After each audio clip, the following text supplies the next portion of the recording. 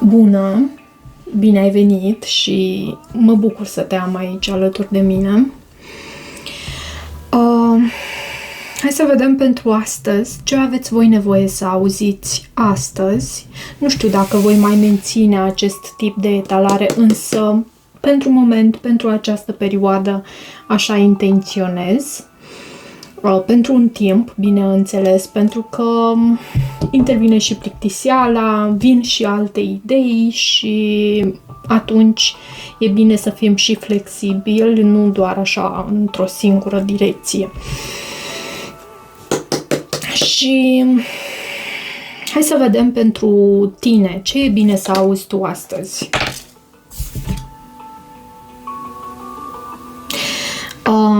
You should accept valid criticism. Ar trebui să accepti critica validă, cumva,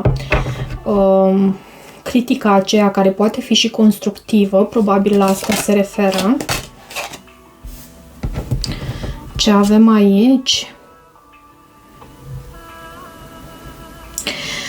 Văd și anumite situații în balanța vieții tale, dacă pot să numesc acest lucru astfel. Văd și anumite situații care îți cer să le manageriezi cu atenție. Situations in the balance that require careful handling. Ok, hai să mai vedem câteva mesaje de aici, după care, ca și ieri, vom clarifica. Stork, Barza.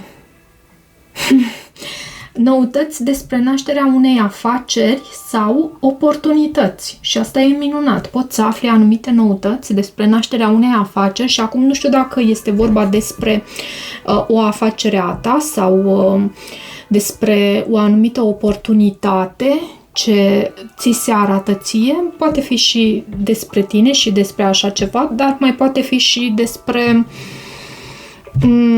altcineva, mai poate fi vorba și despre altcineva. Aici mă opresc. Four-leaf clover, trifoiul cu 4 foi. Great good fortune. Un mare și minunat noroc vine în calea ta și hai să văd ce avem la baza pachetului. Cutia. Vei primi un cadou. Foarte frumos! Îmi plac noutățile care vin astăzi în ceea ce tu trebuie să auzi. Să știi că am ales acest pachet să-l folosesc astăzi și pentru că am văzut asul de spade, era la baza pachetului și a fost așa ca un inkling, pentru că am cerut celuilalt pachet ce ar trebui să folosesc și mi-a dat doiul de monede, justiția ușor întoarsă. Pentru mine a fost ca un semn că... Și chiar am cerut și sfat, să știi, și a venit roata norocului care vorbește de schimbare pentru a schimba pachetul de cărți și iată că am venit cu acest pachet pentru că la acesta m-am gândit inițial, doar că mă gândeam, măi, să iau ăsta sau să iau ceea ce e mai comod și mai la îndemână. Și se pare că universul a vrut să folosesc acest pachet. Eu nu l-am amestecat deloc. Îl voi amesteca aici, acum, cu tine. Și vreau să vedem ce este cu această critică. Cineva vine cu o anumită critică în calea ta. Te critică, dar într-un mod, cred eu că această critică care vine în calea ta este una constructivă, nu este una de care sau pentru care tu să reacționezi. E ceva ce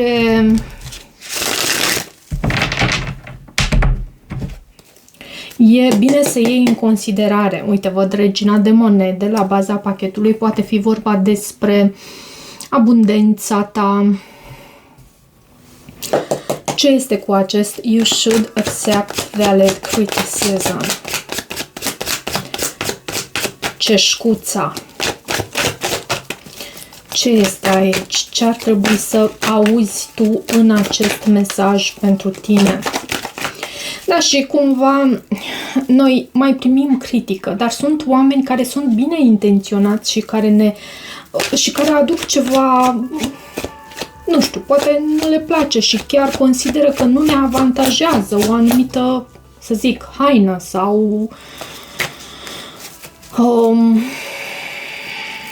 un anumit tic al nostru și poate se gândesc că e spre binele nostru să schimbăm ceva, Hai să vedem totuși despre ce este vorba, dacă obținem ceva detalii, ceva mai specific pentru tine în ceea ce privește această critică pe care fie ai primit-o deja și e bine să te deschizi, nu să te deschizi să primești critica, cât să te deschizi să vezi și din perspectiva celuilalt. Pentru că până la urmă asta înseamnă și empatie, să încerci să vezi prin ochelarii, prin filtru prin care vede cealaltă persoană.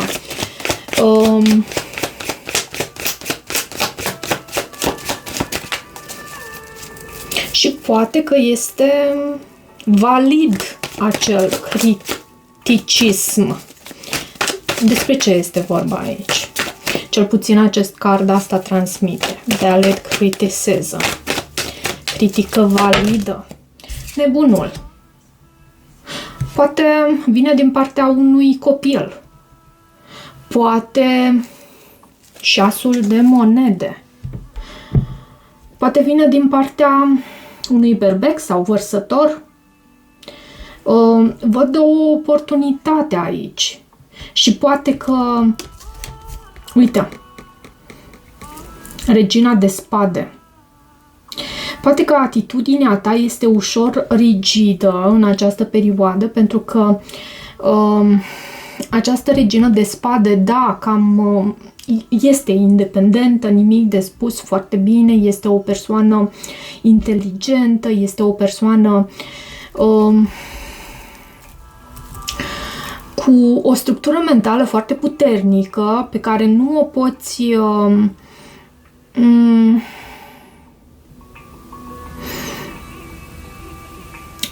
cum să zic eu, nu o poți duce cu preșul, așa cum îți dorești tu. Și cred că această regină de spade, de fapt, te reprezintă pe tine și poate că ți-ai dat seama, uite, pentru că dau ca un fel de exemplu aici, pentru că îmi dau seama și unde rezonează în viața mea și pot să dau acest exemplu și pentru tine, tu vezi cum rezonează și poți să schimbi ușor energia dacă simți că nu este astfel pentru tine. Această regină de spade poate fi și ușor rigidă și foarte tăioasă tot timpul și când tot timpul ești astfel, tinzi să îndepărtezi pe cei din jur și cumva norocul tău este în același timp că ești și foarte inteligentă și îți dai seama când tinzi să devii foarte rigidă și poate cu un filtru mult prea dur, prea aspru pentru un copil, să zicem, sau pentru că relațiile se construiesc, nu? Și chiar și eu, ieri, când nu am plâns de-a dreptul, dar m-am emoționat și ușor mi-au dat lacrimile în timpul citirii mele.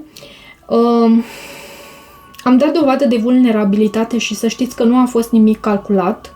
Mă vedeți pe mine acum, astăzi, într-un mod diferit. Sunt sigură că și vocea mea este ușor diferită acum. În același timp, asta nu înseamnă că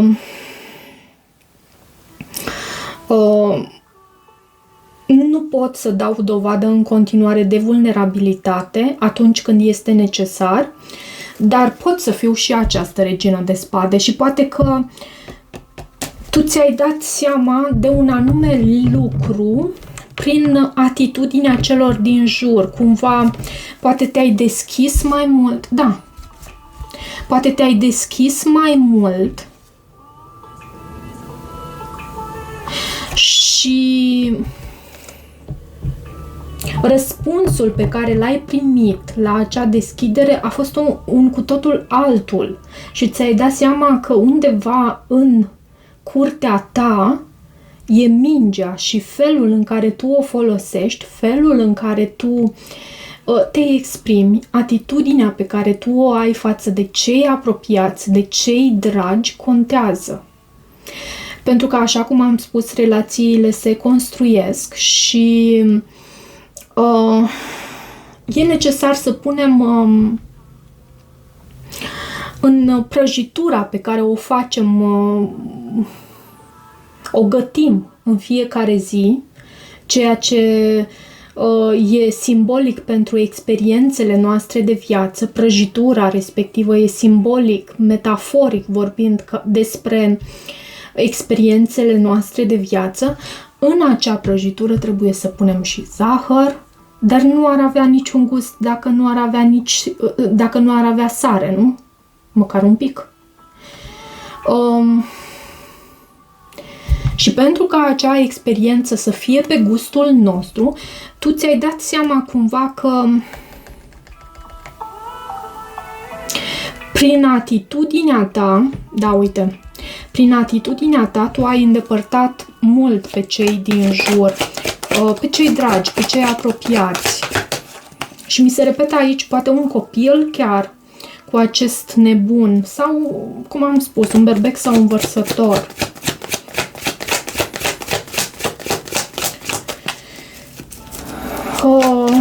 De ce această critică validă în ceea ce te privește de fapt pe tine? De ce această critică validă?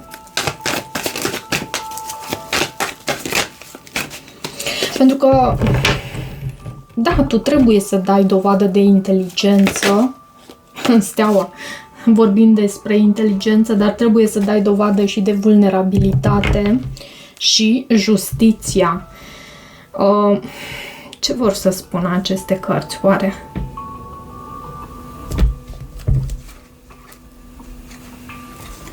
Foarte mult aer, vezi? Și uite, și puțină apă, puțin sentiment, puțină vulnerabilitate, puțină deschidere, care e vindecătoare. E vindecătoare.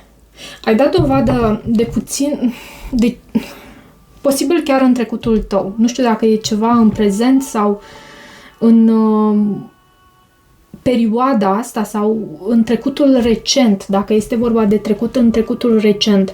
Ai dat dovadă de ceva vulnerabilitate și lucrul acesta te-a făcut să vezi, să observi reacția și răspunsul, mai degrabă spus, al celor din jur. Pentru unii poate a fost nimic ceea ce ai făcut tu, poate în acele relații în care e mult de lucru. N-a fost ceva impresionant pentru cei din jur, însă vulnerabilitatea ta, vulnerabilitatea de care tu ai dat dovadă și exemple sunt multe prin care tu poți să dai dovadă de vulnerabilitate. În cazul de față, îmi vine să transmit aici, ai încercat să te apropii, poate de un copil sau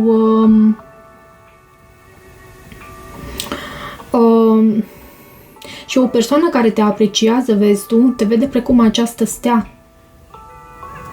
Și ai încercat să abordezi relația și felul în care voi sunteți în dinamică într-un cu totul alt mod.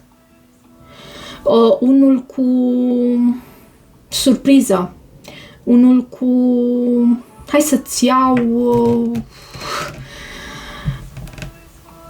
nu știu, ce-ți place ție, să-ți iau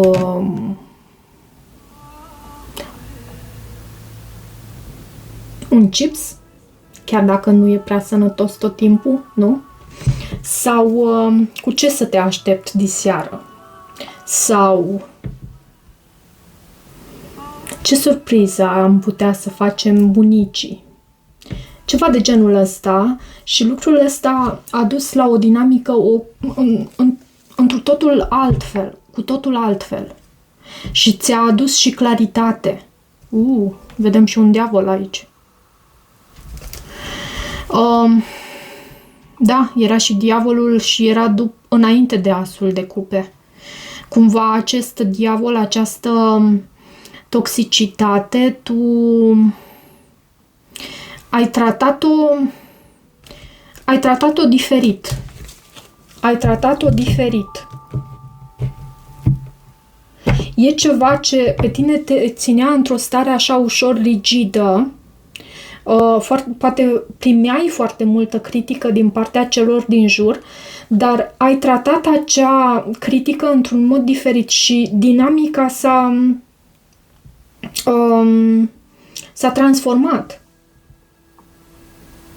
Pentru că am văzut și acel 4 de spade. Ai dat dovadă de mai multă vulnerabilitate și când spun asta nu înseamnă că te-ai prezentat cu tot off-ul în calea celuilalt. Nu. Ai făcut acolo un shift și poate că cineva te-a și ajutat în acest sens. Ți-a transferat o anumită idee și ai făcut un anume shift care, în felul în care tu ofereai răspunsuri celor din jur pentru critica pe care pentru critica pe care tu o primeai, ai făcut un anume shift. Nu ai mai reacționat, poate. Pur și simplu ai dat un pas înapoi și ai răspuns cu inima, cu ceva vulnerabilitate sau într-un mod total diferit, pentru că vărsătorul reprezintă și unicitatea. Într-un mod total diferit. Și lucrul ăsta a fost unul, uite, trăiesc în cel mai autentic mod. A fost unul autentic. Ok, hai să trecem și mai departe. Situații în echilibru care îți cer atenția ta. Ce este cu aceste situații? Situations in the balance that require careful handling. Să le adresez cu atenție aceste situații cumva. Despre ce e vorba? Hai să văd. Turnul. Ok. Cred că e același lucru pe care l-am văzut și aici, ușor, în sensul că, așa cum ți-am spus, tu ai dat dovadă de ceva vulnerabilitate, dar e ca un sfat aici pentru tine. Vulnerabilitatea ta nu este ca și cum ți-ai prezenta, așa cum am spus eu, tot off-ul pe tavă. Măi, da, uite, așa stau lucrurile, nu așa. Sfatul pentru tine este să îți păstrezi echilibru pentru a nu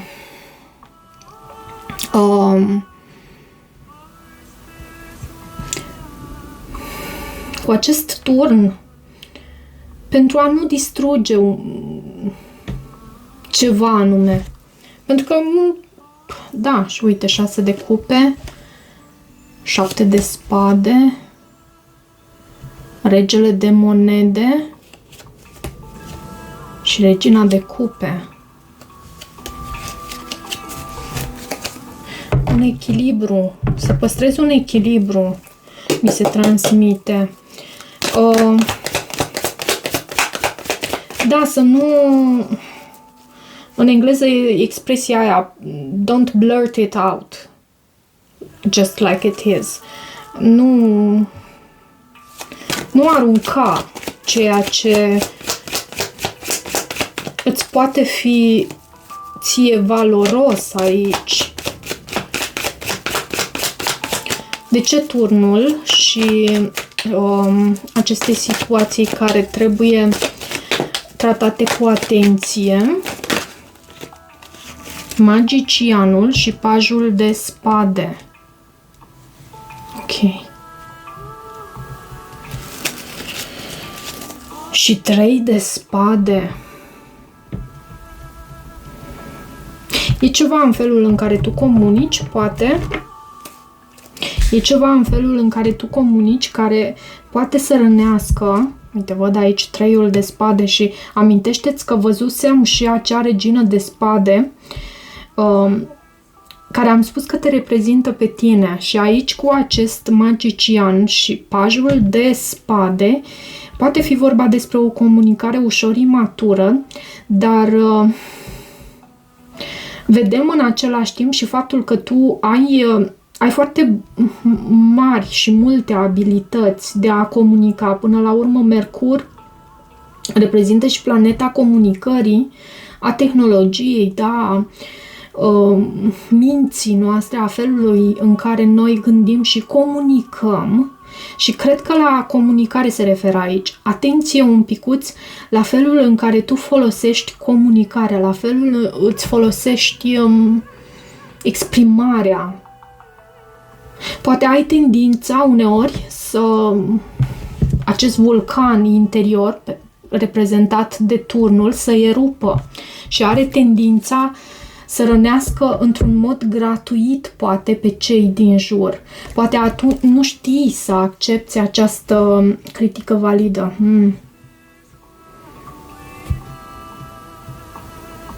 Aici e de lucru. La acceptarea criticii valide.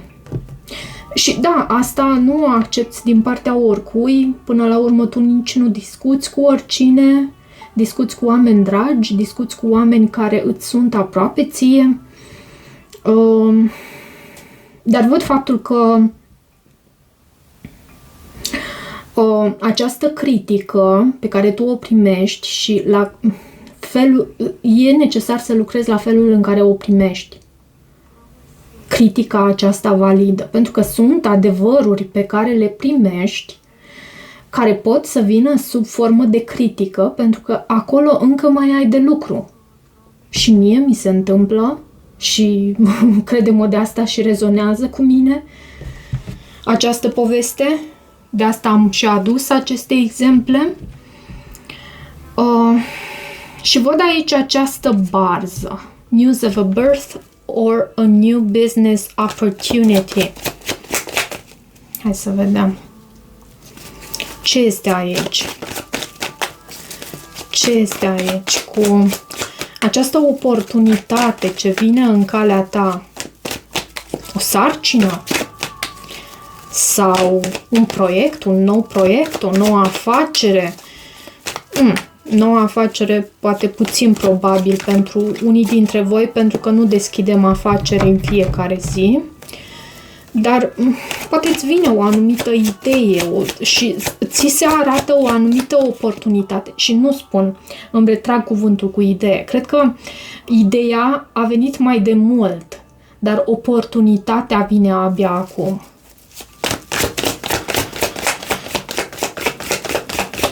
Pentru că tu nici n-ai fi observat această oportunitate sau oportunitate care urmează să vină, nu ai observat-o dacă nu ți-ai fi dorit, dacă nu ai fi conceput în mintea ta. Ok, hai să vedem ce oportunitate se arată pentru tine aici. Ce oportunitate se arată în calea ta. Au venit o grămadă de cărți. M-am cam mățit acum. Roata norocului e din partea universului, să știi, și să primesc aceste cărți. E cert pentru mine că trebuie să le primesc, deși sunt cam multe. Și nu-mi place când vin așa de multe, dar de data asta, uite ce cărți ai tu aici. Uite ce cărți ai tu aici și cu reușită și cu victorie și cu din partea universului și dorință împlinită și progres. Ia să-ți arăt. Progres, creștere, este în ceea ce vine înspre tine. Da, ușor cu încetinitorul și ușor uneori s-ar putea să îți mai pierzi din răbdarea ta și din calmul tău desăvârșit, pentru că văd și regina de bâte și cavalerul de monede, dar e cu reușită aici. Ceea ce urmează pentru tine e cu reușită. Dorință împlinită, e ceva menit pentru tine cu acest card, roata norocului. E înscris în norocul tău. Ok. Sunt curioasă despre ce e vorba. Și cred că e ca o trezire la viață pentru tine. Arhanghelul Gabriel a sunat din hornul său și se pare că tu ai ascultat acel mesaj din partea sa. Nu e ceva întâmplător. Pentru că, da, noi creăm, dar nu putem să creăm într-un mod haotic. Adică astăzi îmi doresc să cresc, să dau naștere unei afaceri de nu știu câte mii de euro și mâine îmi doresc să merg pe lună și tot așa. Mă rog, sper că ați prins ideea. Adică eu visez ceva și pentru asta trebuie să las ca lucrurile să vină înspre mine, să vină acea chemare, că e cazul să acționez în direcția visului meu atunci când acea idee a fost concepută în mintea mea și după ceva timp primești nu acceptarea, primești confirmarea faptului că e bine să mergi pe acel drum. Văd împărăteasa care te reprezintă pe tine.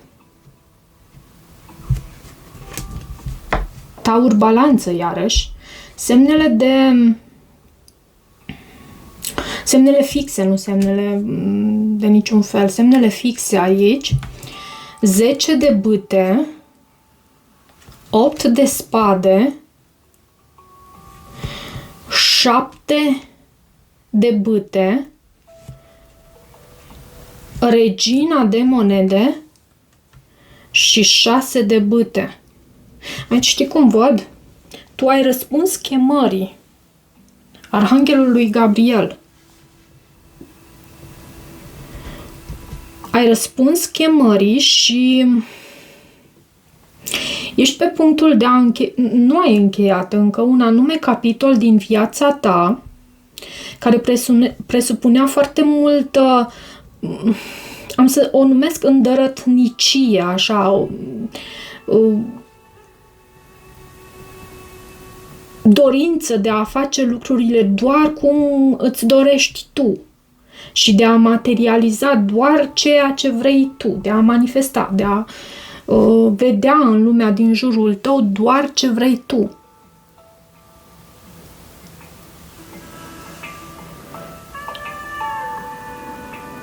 Cam asta văd aici.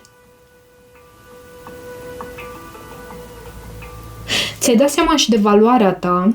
Poate până acum ai fost într-o energie a unei regine de monede, poate ai Taur, Fecioară, Capricorn pe harta natală, văd Leu, Taur, Balanță, Leu, Vărsător, Taur, Scorpion și judecata este energia scorpionică, pare mi se.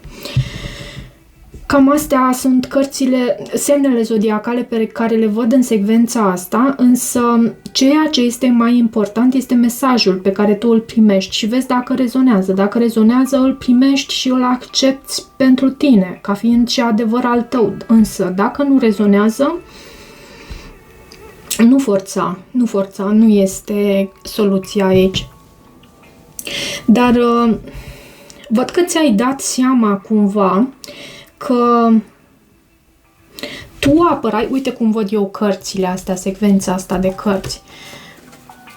cu îndărătnicie, cu înverșunare, tu luptai pentru ceva anume și ți-ai dat seama că nu e modul cel mai corect de a face lucrurile, de a obține succesul.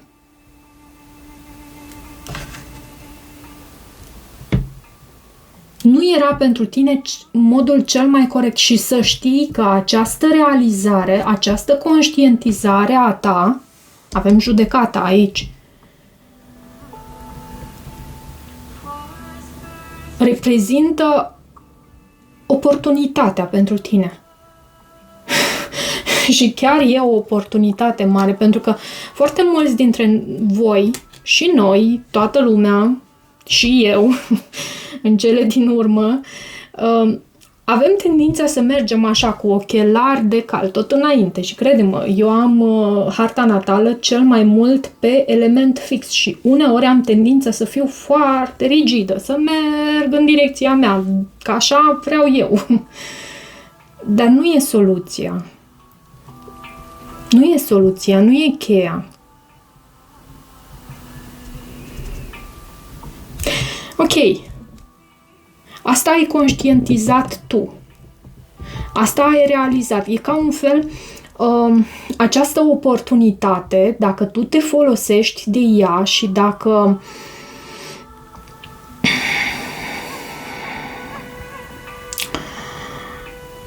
e ca un mesaj din partea Arhanghelului Gabriel care sună din acest horn și îți transmite toate aceste lucruri, precum că nu e bine așa cu înverșunare.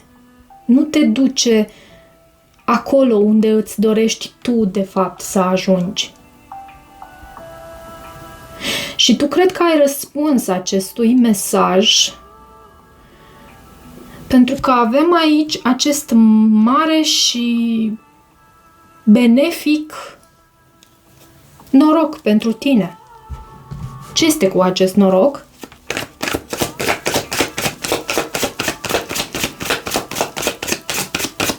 Ce este cu acest noroc? 4-leaf clover, trifoiul cu 4 foi. Ce este cu acest noroc? Aici, această carte? Nu, mi se transmite că nu. Mi s-a părut că face un flip și mă gândeam că poate îmi cere atenția. Ok. Ce este cu acest Great Good Fortune? Great Good Fortune.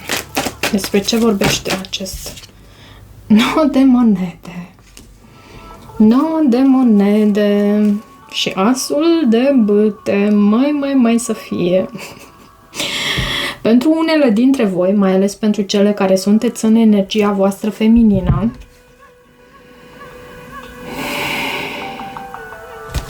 vă dați seama că poate până acum ați investit acolo unde nu era cazul, pentru că de fapt în calea ta venea decepție și conflict și disarmonie și știi ce simt aici? Nu știu dacă e vorba de independența ta și despre a pleca dintr-o anumită relație, pentru că uneori acest 9 de monede poate să vorbească și despre așa ceva, cât mai ales să îți tragi din puterea ta și să alegi să investești în tine. E ca o inspirație pentru tine aici acest lucru. Pentru că amintește-ți aici, și nu forța, iarăși nu forța, dar amintește-ți că aici tu, cu această carte Judecata, prima carte din această secvență, tu ai ca anumite conștientizări, anumite realizări. Îți dai seama că nu asta e calea, nu înverșunarea.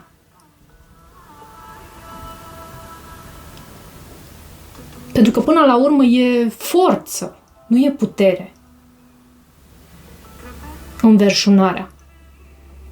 Și tu asta închei. Îți dai seama că nu e spre binele tău cel mai înalt și norocul tău este că îți alegi independența ta. Hai să mai vedem aici. Ce este cu acest Great Good Fortune? Ce este cu acest Great Good Fortune? Trifoiul cu 4 foi. Care este norocul tău aici?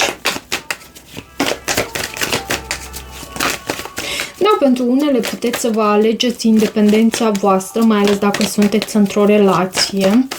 Dar amintiți-vă și de faptul că acest 9 de monede presupune să investești în tine, în potențialul tău. Tu, la un moment dat, ai primit acel as de monede, pe care l-am văzut aici, pe undeva la început. Ai primit acel as de monede pe care urmează să îl... sau cu care urmează tu să ajungi în acest stadiu de 9 de monede. Să fii în această energie de preîmpărăteasă, pentru că până la urmă împărăteasa deja și a apărut. Să știi să faci rai din ceea ce tu ai, să știi să muncești și în același timp să te bucuri de ceea ce tu ai sădit și natura a înflorit, pentru că nu tu ai făcut chiar totul. De ce 9 de monede?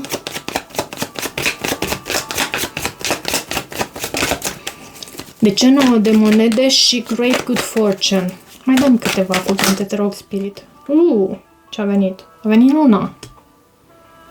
Să iau și cartea asta? Nu, mi se transmite că nu. Și spânzuratul.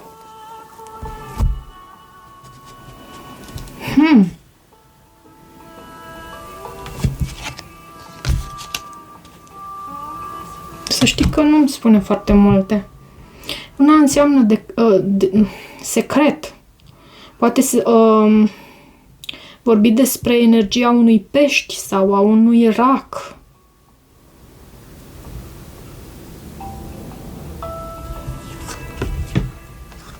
Poate că nu te-ai simțit ca fiind foarte curajoasă în trecutul tău sau curajos. Însă urmează să îți călești acest curaj al tău, să îl exersezi, din câte văd eu aici, și chiar cu genunchii tremurând, s-ar putea să riști ceva anume și nu un risc din ăla nebunesc. Nu văd acest lucru. Ce este cu această carte luna?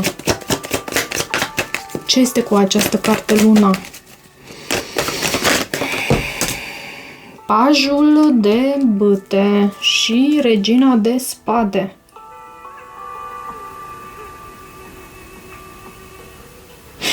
O perioadă, nu văd eremitul, dar o perioadă de introspecție tot văd pentru tine. Pentru că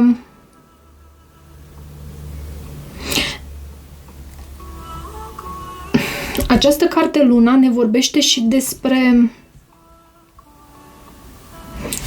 Mă uit la acest paj de bâte și mă duce cu gândul iarăși la o oportunitate sau un copil din viața ta. Cu această regină de spade, poate ai copii. Cu această regină de spade, tu îți dai seama rolul tău în dinamica cu acest copil. Mai dă-mi o carte aici. Posibil să nu rezoneze pentru toată lumea. De ce Great Good Fortune? Știi ce mai îmi vine să transmit aici? Dar hai să vedem și cartea care vine ca și confirmare. Să vedem dacă așa este.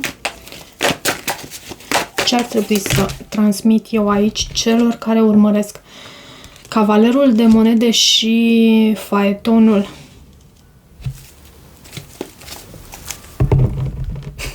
Da. Și hierofantul. 10 de monede. Din nou această regină de spade. Poate ai de a face cu un gemeni, o balanță sau un vărsător, dar cel mai mult simt că este energia ta.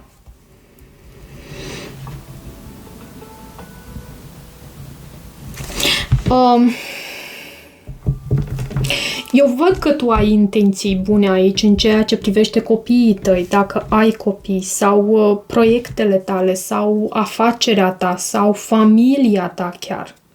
Văd că ai intenții bune în acest sens, însă nu încerca să deții controlul în relații, pentru că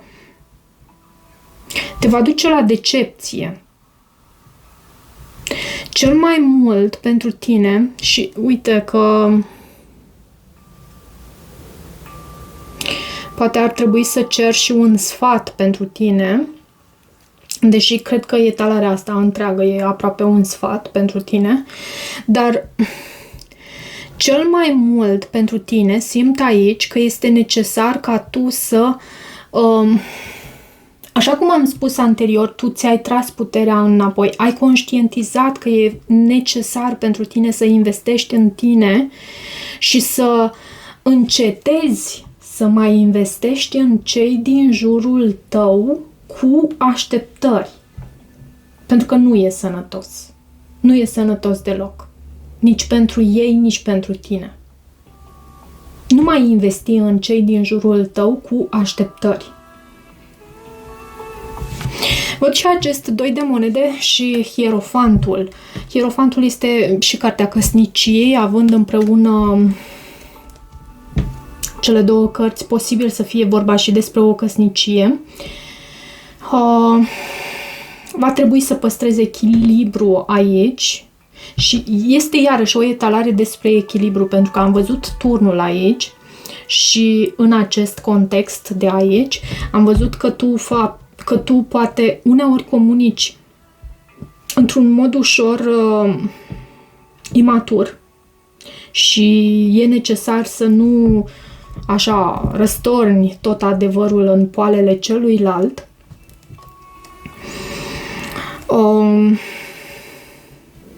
Și echilibru aici pentru tine, dar în același timp subliniez această idee că este foarte important să nu investești în cei din jur cu așteptări.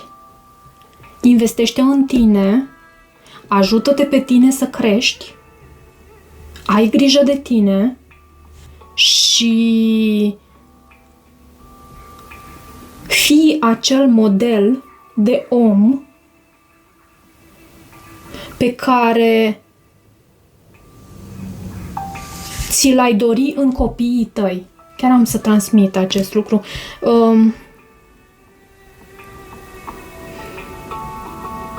Nu investi cu așteptări în cei din jurul tău. Cred că este și titlul potrivit. Da, cam atât pentru această citire, dragilor.